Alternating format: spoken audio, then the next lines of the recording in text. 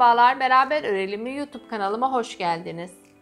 Bugün sizlere yapımı oldukça kolay olan bebek yeleğinin yapılışını anlatacağım. Yeleğim 2-3 yaşa olabilecek ölçüde. Yeleğimi 3 parça halinde ördüm. Kol altına falan eksiltme yapmadan düz bir şekilde yelek örülüyor. Dediğim gibi herkesin kolaylıkla örebileceği bir yelek modeli. Ben yeleğimde ahşap düğme tercih ettim. Sizler de istediğiniz düğme modelini yeleğe dikebilirsiniz. Düğme yerlerimi 12 sırada bir açtım. 4 tane düğme yeri açtım. Yeleğimin ön yüzdeki görünümü bu şekilde. Şöyle yeleğimin arka yüzdeki görünümü de bu şekilde. Yeleğimde ben 250 metre uzunluğunda 2 yumak ip kullandım. 3.75 milim şişle beraber yeleğimi ördüm. Sizler de ipinizin kalınlığına göre veya elinizin sıkılığına göre şiş numaranızı ayarlayabilirsiniz. Şimdi yeleğimin ölçülerini sizlere vereyim. Şu şekilde yeleğimin yüksekliği 38 santim yüksekliğinde, genişliği ise şu şekilde 34 santim genişliğinde. Dediğim gibi 2-3 yaşa olabilecek ölçüde. Şimdi yeleğimizin yapımına geçelim. Yeleğimin yapımına geçiyorum. Yeleğim için 100 gram 250 metre uzunluğunda ip kullanacağım. 3.75 milim şişle beraber yeleğimi öreceğim. Sizler de elinizin sıkılığına göre şiş numaranızı ayarlayabilirsiniz. 3,5 veya 4 milim şişle beraber de yeleği örebilirsiniz. Şöyle başlangıcımı biraz fazla tutuyorum. Çünkü yan dikişimi buradaki iple beraber yapacak olduğum için başlangıç ipimi biraz fazlaca bırakıyorum. Yeleğime sağ ön parçadan başlayacağım. Bunun için şişimin üzerine 42 adet ilmeğimi atıyorum. Şu şekilde şişimin üzerine 42 adet ilmeğimi atıyorum. Sizler istediğiniz renkle beraber yeleği örebilirsiniz.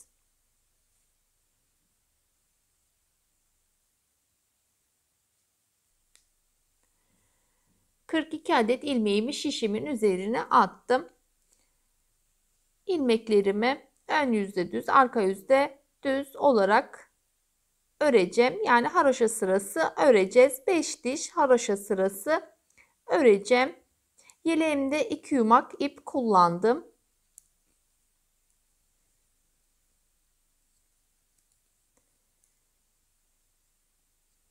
Sıralarımı 5 diş haroşa sırasına tamamlayayım.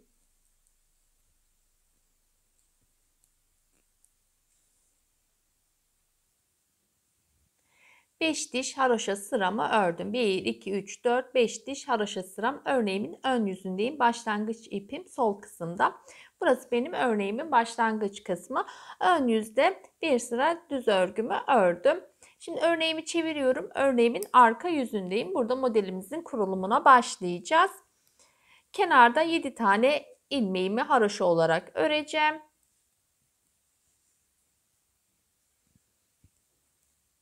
İlk ilmeğimi örmeden alıyorum. 2, 3, 4, 5, 6 ve 7 ilmeğimi haroşa olarak ördüm. İpimi arka yüze alıyorum. Sonda 7 ilmeğim kalana kadar ilmeklerimi ters olarak örüyorum. Ara kısımdaki ilmeklerimi ters olarak örüyorum. Sondaki 7 ilmeğimi haroşa olarak öreceğim.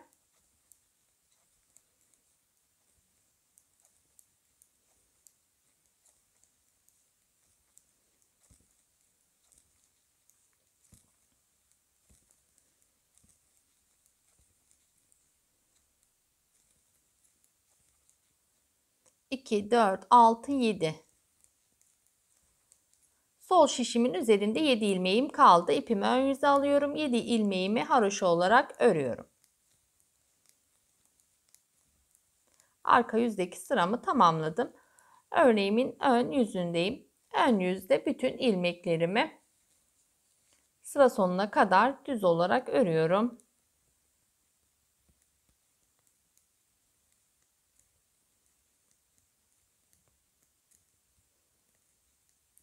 sıra sonuna kadar ilmeklerimi düz olarak örüyorum.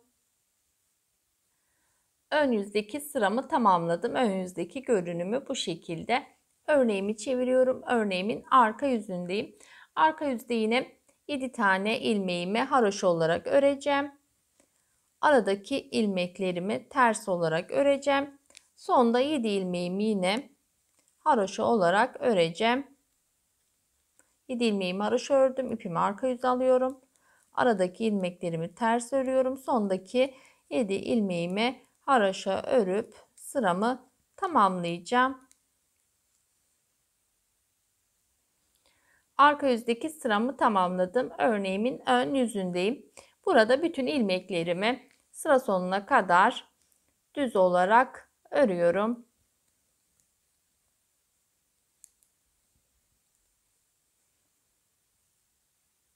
Ön yüzdeki sıramı ördüm.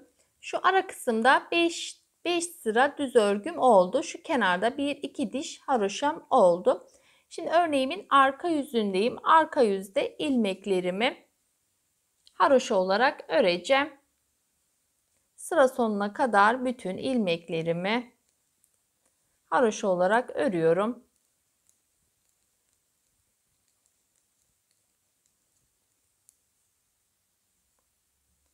Arka yüzde sıramı haroşa örgü olarak tamamladım. Burada bir sıra haroşa örgüm belirgin oldu. 5 sıra düz örgüden sonra bir sıra haroşa örgü ördüm. Ara kısımda 2 tane haroşa örgüm var. Sonrasında bir sıra tamamıyla boydan boya haroşa örgü olarak geçtim. Şimdi yine 5 sıra düz örgümüz olacak. Arka kısımda sonrasında yine bu haroşa örgümüzü yapacağız. Şimdi örneğimin ön yüzündeyim. Burada bütün sıramı sıra sonuna kadar düz olarak örüyorum.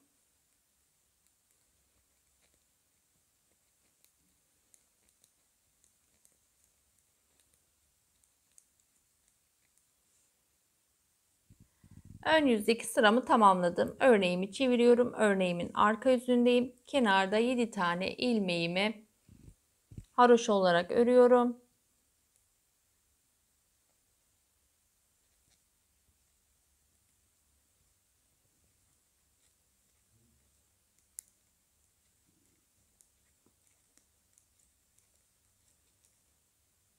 Yedi tane ilmeğimi haroşa olarak ördüm. İpimi arka yüze aldım. Aradaki ilmeklerimi ters olarak örüyorum. Sondaki 7 ilmeğimi haroşa olarak örüp sıramı tamamlayacağım.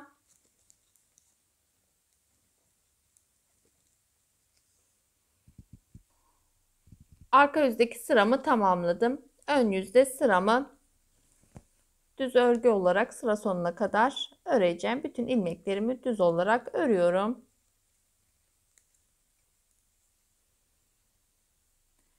Ön yüzdeki sıramı tamamladım. Örneğimin arka yüzündeyim. Kenarda 7 ilmeğimi haroşa olarak örüyorum. Ara kısımdaki ilmeklerimi ters olarak öreceğim. Ara kısımdaki ilmeklerimi ters olarak örüyorum. Sondaki 7 ilmeğimi yine haroşa örgü olarak örüp sıramı tamamlayacağım. Ön yüzde ilmeklerimi düz olarak örüp sıramı tamamlayacağım. Tekrar arka yüze geldiğimde haroşa sıramızı öreceğiz. Ben de arka yüzdeki sıramı tamamlayayım. Ön yüzde de düz örgümü öreyim. Ön yüzdeki sıramı da ördüm. Şöyle 1-2 diş kenarda haroşa örgüm oldu. Şimdi arka yüzde haroşa çizgimi öreceğim. Örneğimi çeviriyorum. Örneğimin arka yüzündeyim. Bütün ilmeklerimi sıra sonuna kadar haroşa olarak öreceğim. Kenardaki 7 tane ilmeğimi haroşa olarak örüyorum. Aradaki ilmeklerimi de yine haroşa olarak örüp sıramı tamamlıyorum. Arka yüzde sıramı haroşa örgü olarak tamamladım. Şurada ikinci haroşa sıramız da oluşmuş oldu. Bu şekilde sıralarımızı öreceğiz. Düğme yerimizi diğer parçada açacak olduğumuzdan burada sıralarımızı normal olarak öreceğiz. Bu parçada düğme yeri açmayacağız yani. Şimdi bir tane haroşa dişimiz oluştu. İkinci haroşa dişimizi yaptık. Yukarıya doğru 12 tane, yani şu sıralarımız 1 2 tane olarak yaptık. 10 tane daha yapıp 12 tane haroşa sırasına sıralarımızı tamamlayalım. Ben de 12 tane şuradaki haroşa çizgilerimiz yukarıya doğru 12 tane olana kadar sıralarımı öreyim. Sonrasında yine sizlere yaka kısmındaki anlatımı yapacağım.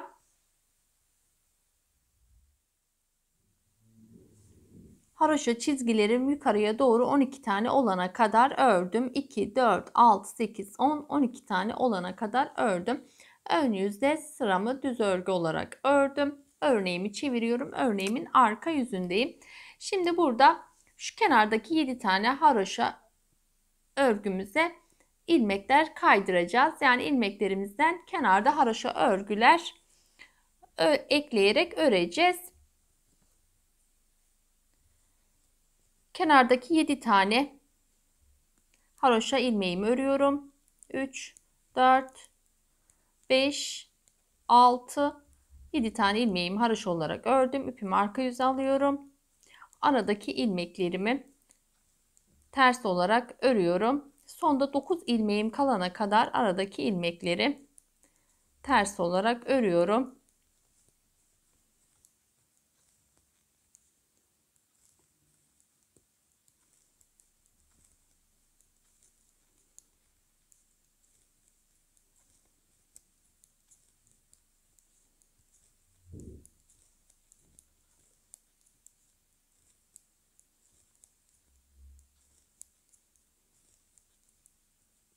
İki, 4, 6, 8, 9 tane ilmeğim sol şişimin üzerinde kaldı. Bu 9 tane ilmeğimi haroşa olarak örüyorum. İpimi ön yüze aldım. 9 ilmeğimi haroşa olarak örüyorum.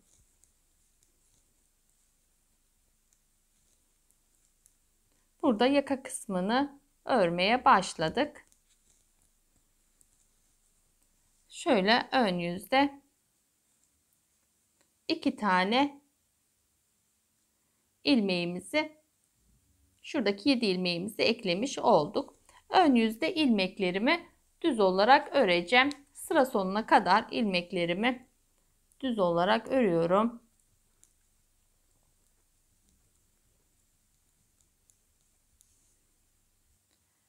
Ön yüzdeki sıramı tamamladım. Örneğimi çeviriyorum. Örneğimin arka yüzündeyim. Arka yüzde kenardaki 7 tane ilmeğimi haroşa olarak örüyorum.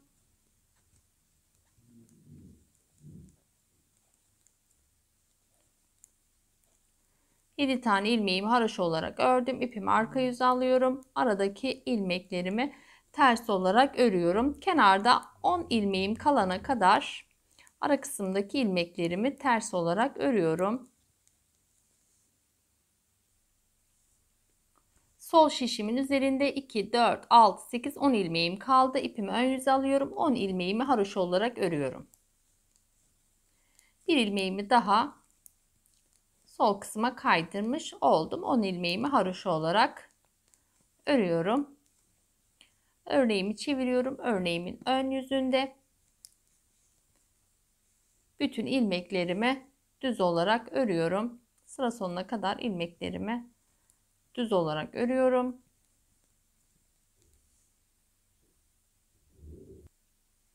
Ön yüzdeki sıramı tamamladım. Ara kısımda 5 tane düz örgüm oldu. Şimdi haroşa çizgimi öreceğim. Örneğimin arka yüzündeyim. Burada bütün ilmeklerimi haroşa olarak sıra sonuna kadar öreceğim.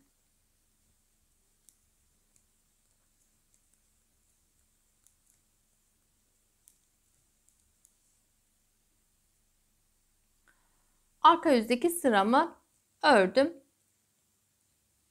Ön yüzde sıramı düz olarak ördüm. Şu kenarda 10 tane ilmeğimizi kaydırmıştık. Şimdi şurada haroşa çizgimizi yaparken bir ilmeğimizi daha kaydırmış olduk. Yani 11 ilmek olarak burayı sayıyoruz. Şimdi örneğimin arka yüzündeyim. Örneğimin arka yüzünde kenardaki 7 tane ilmeğimi örüyorum.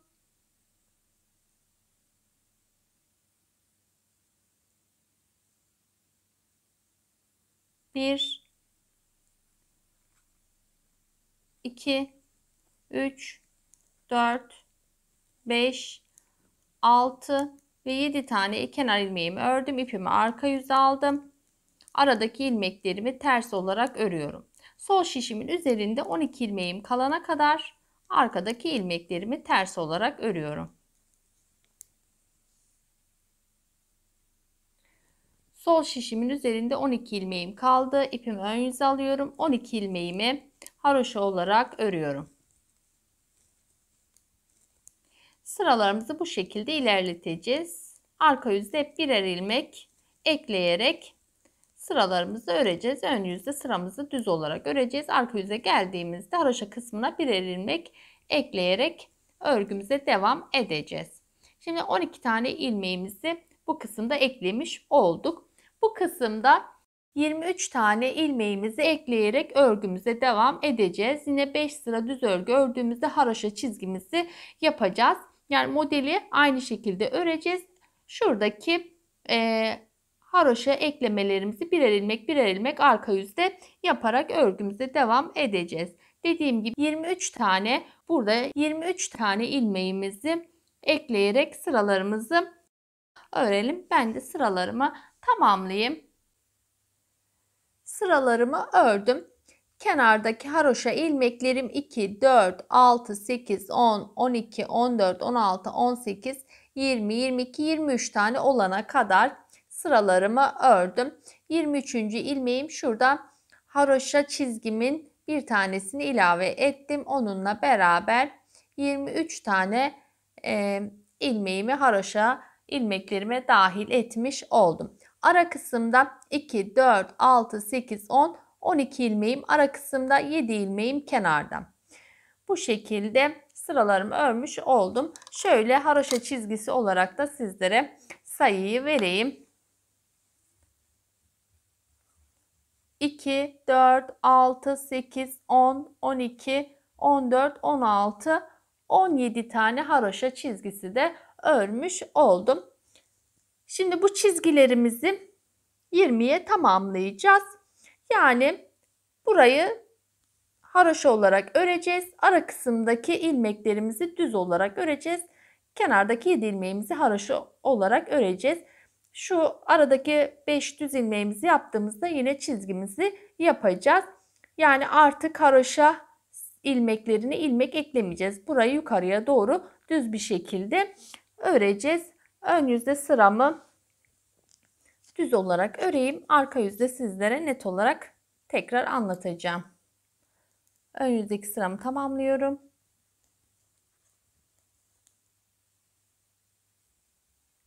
Ön yüzdeki sıramı tamamladım. Örneğimin arka yüzündeyim. Arka yüzde 7 tane ilmeğimi haroşa olarak örüyorum.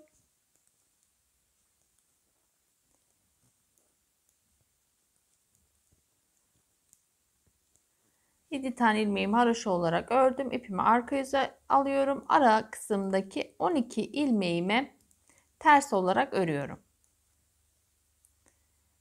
2, 4, 6, 7, 2, 4, 5, 6, 7, 8, 9, 10, 11, 12 ilmeğimi ters ördüm. İpimi ön yüze aldım.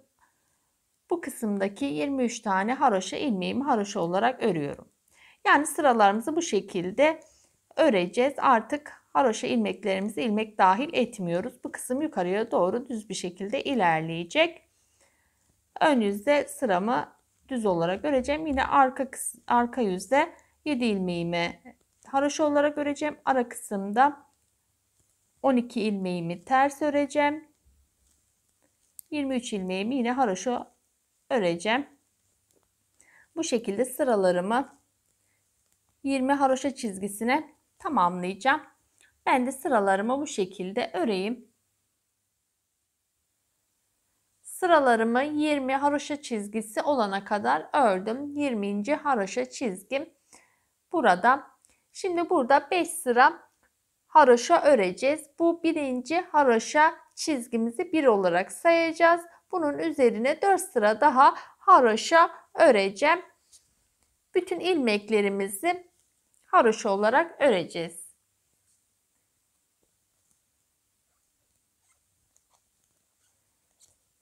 Bir tane haroşamız var. Onun üzerine 4 diş daha haroşa örüp sıramızı 5 sıraya tamamlayalım.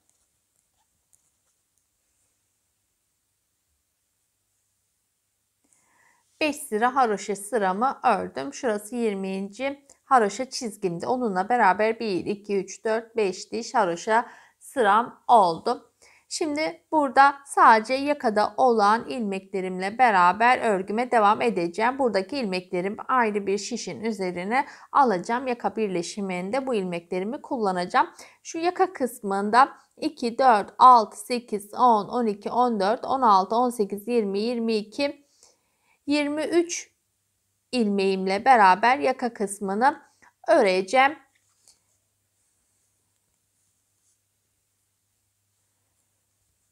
Şöyle 23 ilmeğimi öreyim. 2, 3, 4, 5, 6, 7, 8, 9, 10, 11, 12, 13, 14, 15, 16, 17, 18, 19, 20, 21, 22 ve 23. 23 ilmeğimle beraber sıralarımı öreceğim. Bu sol şişimdeki ilmeklerimi başka bir şişin üzerine alıp bekleteceğim. Sol şişimde 2, 4, 6, 8, 10, 12, 14, 16, 18, 19 ilmeğim kaldı. Bu ilmeklerimi bu şekilde başka şişin üzerine bekleteceğim. Bu sağ şişimin üzerindeki 23 ilmekle beraber sıralarımı 16 tane haroşa sıramızı örelim. Ben de sıralarımı tamamlayayım. 16 tane haroşa sıramı ördüm. Şöyle arka parçayla beraber şöyle omuzdan birleştireceğiz. Şöyle yaka kısmımız şu şekilde kıvrık olup şuradan yine ilmeklerimizi birleştireceğiz. Şu kısma dikeceğiz. Şimdi bunu bu şekilde bekleteceğim. Diğer parçamızın yapımına geçelim. Şöyle şişimi alıyorum.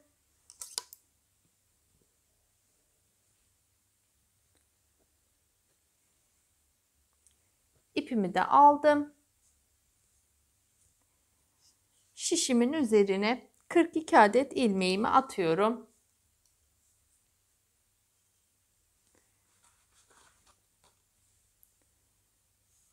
İlmeklerimi bu şekilde atıyorum. Sol ön parçaya başlıyoruz.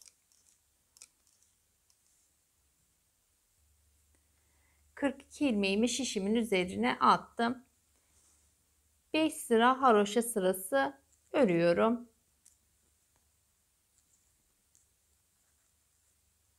Ön yüzde haroşa öreceğim. Arka yüzde haroşa öreceğim.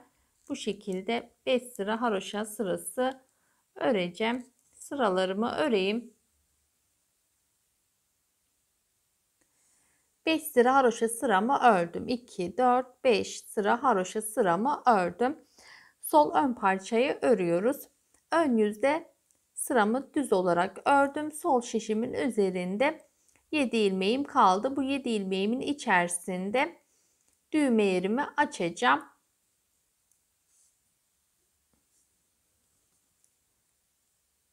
Bu 7 ilmeğimin 3 tanesini örüyorum. 1, 2, 3 tanesini ördüm. İpimi bir doladım.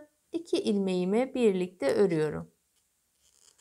2 ilmeğimi birlikte ördüm. Yine 2 ilmeğimi haroşa olarak örüyorum. Böylece birinci düğme yerimizi açmış olduk. 4 tane düğme yeri açacağız.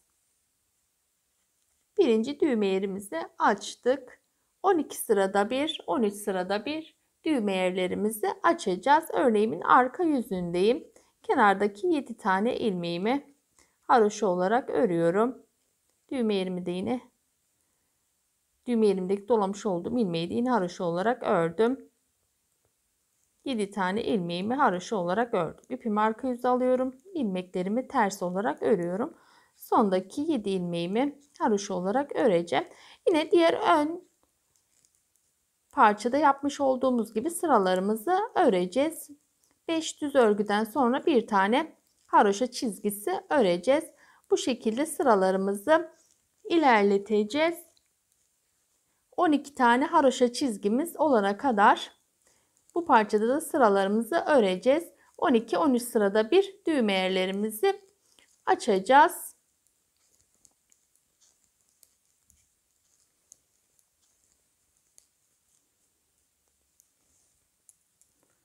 Şöyle düğme yerimiz belirgin oldu. Dediğim gibi diğer parçada ördüğümüz gibi modelin örülüş şekline göre sıralarımızı örelim. 12 tane, yani şu parçadaki gibi 12 tane haroşa çizgimiz olana kadar sıralarımızı örelim. 12-13 sırada bir düğme yerlerimizi açalım. Birinci düğme yerimizi açtık. 3 tane daha düğme yeri açacağız.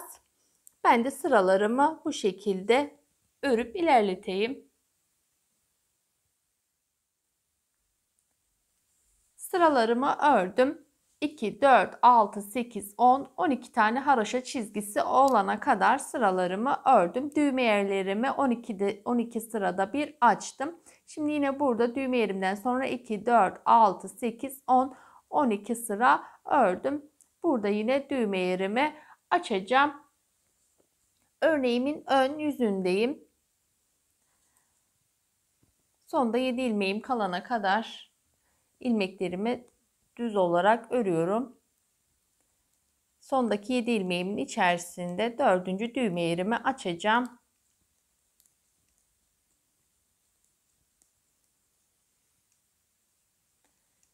Sonda 7 ilmeğim kalana kadar ön yüzde sıramı düz olarak ördüm.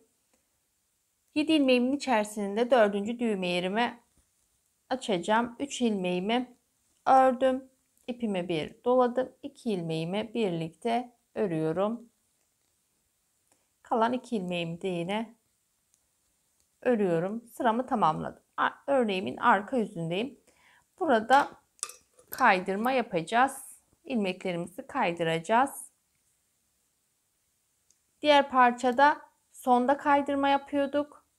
Buradan ekleyerek geliyorduk. Şimdi burada bu kısımdan kaydırmalarımızı yapacağız. Kenardaki 7 ilmeğimi haroşa olarak örüyorum. 2, 4, 6, 7 ilmeğimi haroşa olarak ördüm. 2 ilmek daha ilave ediyorum. Yani 9 ilmeğimi haroşa olarak ördüm. İpimi arka yüze alıyorum. Sonda 7 ilmeğim kalana kadar ara kısımdaki ilmeklerimi ters olarak örüyorum.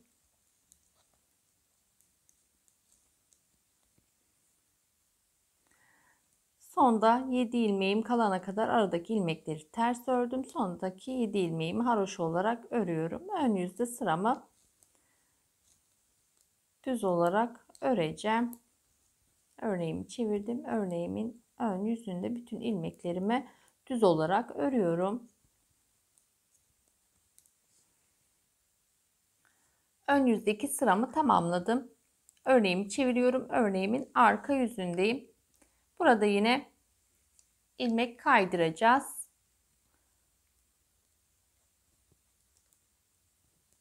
Dokuz ilmek kaydırmıştık. Şimdi 10 ilmek haroşa olarak öreceğiz. 2, 4, 5, 6, 7, 8, 9 ve 10 tane ilmeğimi haroşa olarak ördüm. İpimi arka yüze alıyorum. Aradaki ilmeklerimi ters olarak örüyorum. Sonda 7 ilmeğimi haroşa olarak öreceğim. Ön yüze geldiğimde ön yüzde ilmeklerimi düz olarak öreceğim. Arka yüze geldiğimde bütün ilmeklerimi haroşa olarak öreceğim. Çünkü haroşa çizgisi sıramızdayız. O yüzden oradaki arka yüzdeki ilmeklerimi haroşa olarak öreceğim. Yine ön yüze geldiğimde ilmeklerimi düz olarak öreceğim. Arka yüze geldiğimde şu kenarda 12 ilmeğimi haroşa olarak öreceğim. Bu sırada 10 ilmek örmüştük. Bir haroşa çizgimizi ördüğümüzde 11 ilmek olacak. Tekrardan arka yüze geldiğimizde 12 ilmek öreceğiz. Böyle haroşa çizgilerimiz, şu haroşa ilmeklerimizi arttırarak yaka kısmını öreceğiz. Toplamda 23 ilmeğimiz haroşa yani şu kenardaki haroşa ilmeklerimiz 23 tane olana kadar sıralarımızı öreceğiz. Diğer ön parçada yaptığımız gibi bu parçayı da aynı şekilde öreceğiz. Şuradaki haroşa çizgilerimizde 17 tane olana kadar örelim. 2, 4, 6, 8, 10, 12. 12 tane haroşa çizgimiz var. Bunları 17 tane olana kadar şuradaki haroşa ilmeklerimizi de arttırarak 17 tane olana kadar sıralarımızı örelim. Ben de sıralarımı tamamlayayım. Sıralarımı ördüm. Şu kenarda 23 tane haroşa ilmeğim oldu. Ara kısımda 2, 4, 6, 8, 10, 12 tane ilmeğim oldu. Kenarda 2, 4, 6, 7 tane kenar ilmeğim. Şimdi haroşa ilmeklerinde artış yapmayacağım. Yani kenarda 23 ilmeğimi haroşa olarak öreceğim. Aradaki ilmeklerimi modele göre yine şu 12 ilmeğimi modele göre öreceğim. Kenarda 7 tane haroşa ilmeğim var. Bu şekilde buradaki haroşa çizgilerimizi 20 adeti tamamlayacağız. 17 tane haroşa çizgimiz oluştu. Şimdi 20'ye burayı tamamlayacağız. Artık haroşa ilmeği eklemeyeceğiz. Yani burada var olan ilmeklerimizi modele göre öreceğiz. Ben de buradaki haroşa çizgilerimi 20 adete tamamlayayım. Sonrasında zaten omuz kısmındaki 5 sıra haroşa örgümüzü öreceğiz. Sıralarımı 20 adet haroşa çizgisine tamamlayayım. 20 tane haroşa çizgim olana kadar sıralarımı ördüm. Şimdi burada 4 diş daha haroşa örgü öreceğim. Bu 20. haroşa çizgim. Bunun üzerine 4 diş daha haroşa öreceğim. Yani ön yüzde haroşa öreceğim. Arka yüzde haroşa öreceğim. Buradaki haroşa çizgime 4 diş daha ekleyip burayı 5'e tamamlayacağım. Bu şekilde sıralarımı öreyim. Yeleğimin arka parçasını da başladım. Şöyle başlangıç ipimi biraz uzunca tuttum. Yan dikişimi bu iple yapacak olduğum için. Şişimin üzerine 70 adet ilmek attım. 5 diş haroşa sırası ördüm. Sonrasında modelimi uyguladım. Her iki yanda 7'şer ilmeğim, kenar ilmeğim, 7 ilmeğim sol tarafta, 7 ilmeğim sağ tarafta. Ara kısma modelimi uyguladım. Bu şekilde yukarıya doğru 20 tane şuradaki haroşa örgüm, yani birinciyi yaptık, şu anda ikinciyi yapacağım. 20 tane olana kadar sıralarımızı yukarıya doğru örelim. Eksiltme yapmadan sıralarımızı öreceğiz. Ben de bu şekilde sıralarımı örüp arka parçanın son halini sizlerle paylaşacağım. Arka parça için sıralarımı ördüm. Yukarıya doğru haroşa çizgilerim 20 tane olana kadar sıralarımı ördüm. 2, 4, 6, 8, 10, 12, 14, 16, 18, 20 tane haroşa çizgimi ördüm. 20. haroşa çizgim şöyle şişimin üzerinde. Şimdi 5 sıra haroşa öreceğiz. Bir tane şu 20. haroşa çizgimiz. Bu birinci haroşamız. Bunun üzerine 4 diş daha haroşa öreceğiz. Yani toplamda bununla beraber 5 tane haroşamız olacak.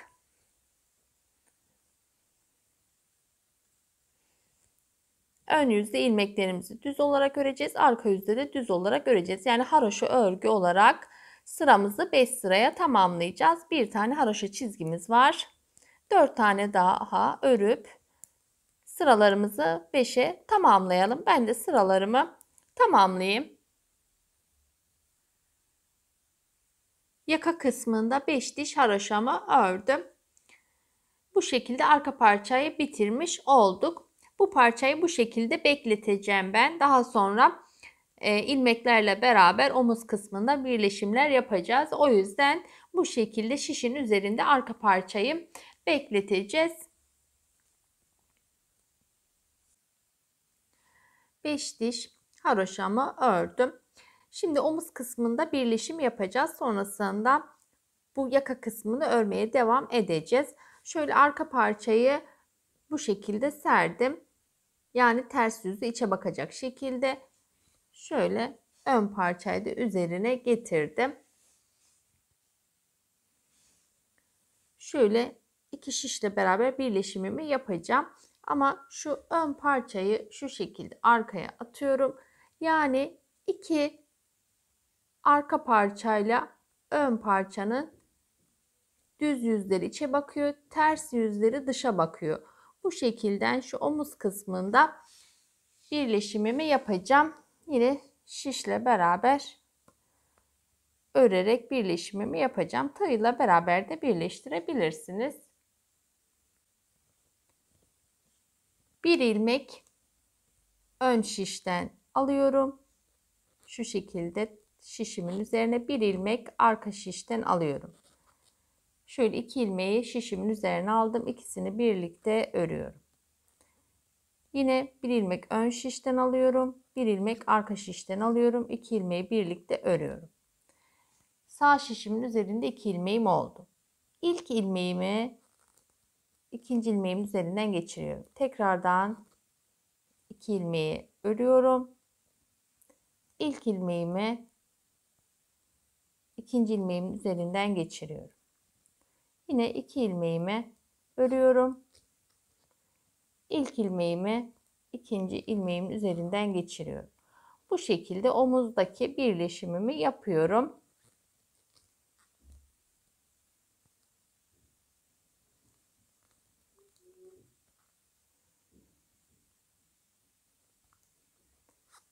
Burada toplamda 19 ilmeğimizi bu şekilde birleştireceğiz omuz kısmında.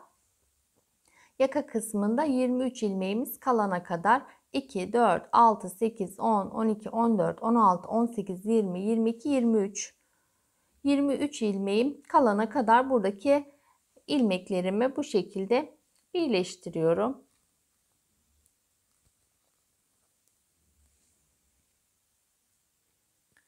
Omuzdaki birleşimimi yaptım. Şişimin üzerinde 23 adet ilmeğim kaldı. Şimdi ense kısmında ilmeklerimi keseceğim. Diğer omuz kısmında 19 ilmeğim kalana kadar bu ense kısmındaki ilmeklerimi keseceğim.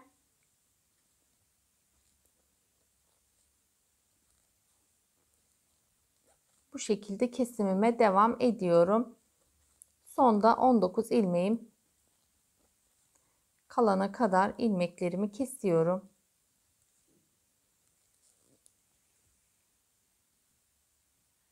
Ense kısmında ilmeklerimi kestim. Sonda 19 ilmeğim kalana kadar ilmeklerimi kestim. Şimdi diğer parçanın birleşimini yapacağız. Diğer ön parçayı alıyorum. Şöyle omuz kısmından birleşimimi yapacağım. Şu şekilde iki ucu birleştirdim. Ön yüzüm burada. Hemen bu ön yüzü arkaya atıyorum. Şu şekilde iki parçanın arka yüzleri dışa bakıyor. Bu şekilde omuzumu birleştireceğim. Yine ipimle beraber devam ediyorum. Böyle ön şişteki ilmekten bir ilmek alıyorum. Bir de arka şişteki ilmekten bir ilmek, ikisini birlikte örüyorum. Yine sonrasında önden bir ilmek, arkadan bir ilmek, ikisini birlikte ördüm. İlk ilmeğim üzerinden geçiriyorum. Bu şekilde omuzdaki ilmeklerimi birleştiriyorum.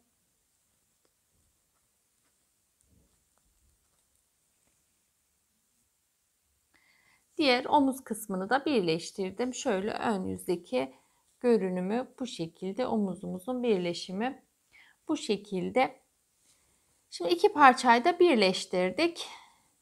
Diğer parçadan örmeye devam edeceğiz. Şurada olan ilmeklerimizle beraber 16 sıra daha haroşa öreceğiz. Yani şuradaki gibi 16 sıra haroşamızı öreceğiz. 2, 4, 6, 8, 10, 12, 14, 16 sıra haroşa sıralarımızı örelim. İpimi bu kısımda kestim. Şimdi ipimi buradan ekleyerek sırama devam ediyorum.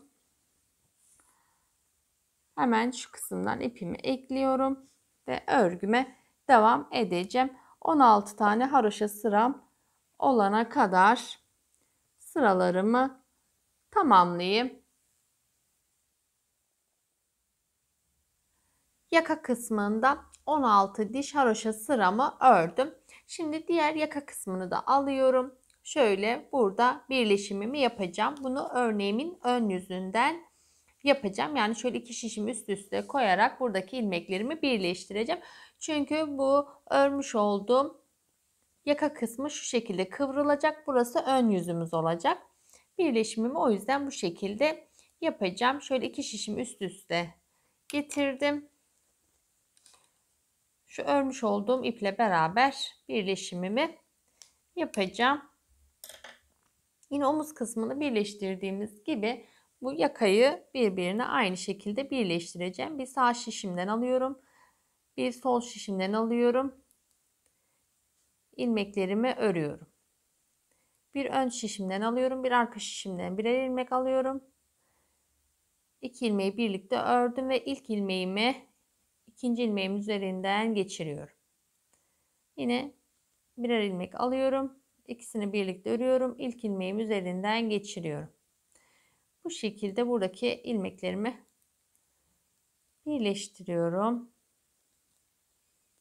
Birleşimimi tamamlayayım.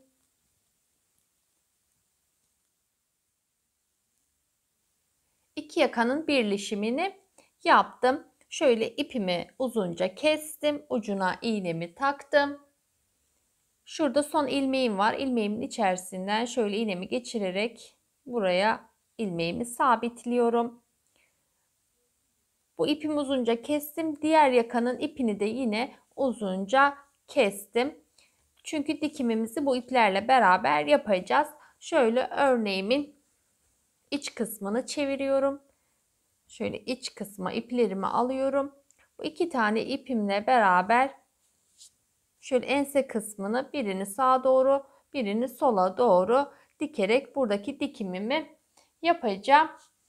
Şuradan sayıyorum. 16 tane haroşa ilmek örmüştük. 16 tam orta noktayı bulmak için 16 ilmeğimi sayacağım. Şuradan 1, 2, 3, 4, 5, 6, 7, 8, 9, 10, 11, 12, 13, 14, 15, 16. ilmeğim burası. 2, 4, 6, 8, 10, 12, 14, 16 ilmeğim de sol kısma kaldı. Burada orta noktayı buldum. Hemen şöyle iğnemle beraber ilmeğimin içerisinden giriyorum. Şu şekilde önce şu kısma doğru dikimimizi yapalım. Şurada hemen dişli haroşamın kenarından iğnemi geçiriyorum. Burayı tekrardan bir sabitliyorum. Burayı bu şekilde sabitledim. Sonra arka kısımdaki ilmeğimin bir kanadını alıyorum ve buradaki dişli haroşama iğnemi takıyorum. İkisini birlikte bu şekilde örüyorum. Tekrardan aynı şekilde arka kısımdaki ilmeğe bir tanesini iğnemi geçiriyorum. Sonra haroşanın dişli kısmının kenarına iğnemi geçiriyorum. Dikimimi yapıyorum. Bu şekilde burayı dikeceğim.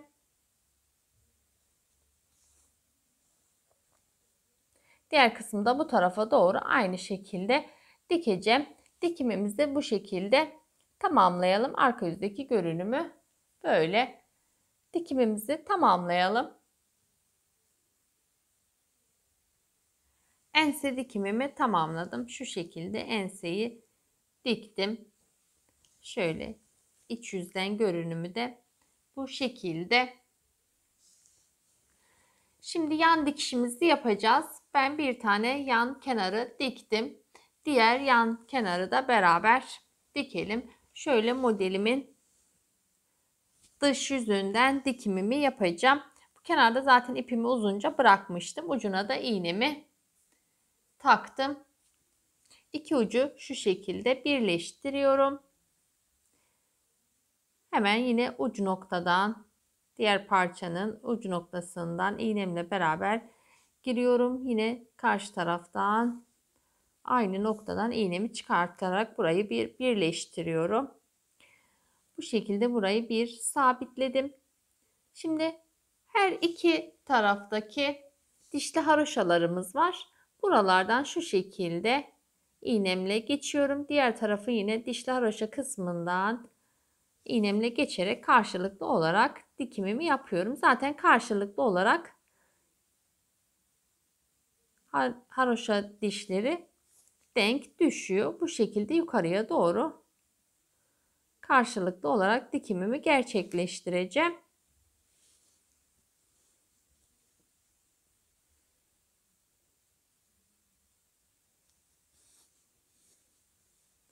Dikimimiz bu şekilde. Yukarıya doğru 13 şuradaki 13 tane haroşa dişimize kadar, yani 2, 4, 6, 8, 10, 12, 13. Şu 13. haroşa dişine kadar bu yan dikişimi yapacağım. Bu kısmı da kol için ayırmış olacağım. Buraya kadar dikimlerimizi yapalım. Ben de dikimimi tamamlayayım. Düğmelerimi dikip yeleğimin son halini sizlerle paylaşacağım. Yeleğimin yan dikişlerini tamamladım. Düğmelerimi de diktim. Ahşap düğme ben tercih ettim. Sizler de istediğiniz düğmeyi kullanabilirsiniz. Yeleğim 2-3 yaşa olabilecek ölçüde. Şöyle sizlere ölçüsünü vereyim. Şöyle omuzdan aşağıya doğru 38 santim yüksekliğinde, genişliği ise şu şekilde. Genişliği de 34 santim genişliğinde. Dediğim gibi 2-3 yaşa olabilecek ölçüde güzel bir çalışma oldu. Umarım sizler de beğenerek benimle beraber örmüşsünüzdür. Yapan arkadaşlara kolay gelsin diyorum. Kendinize iyi bakın, sağlıkla kalın, hoşça kalın.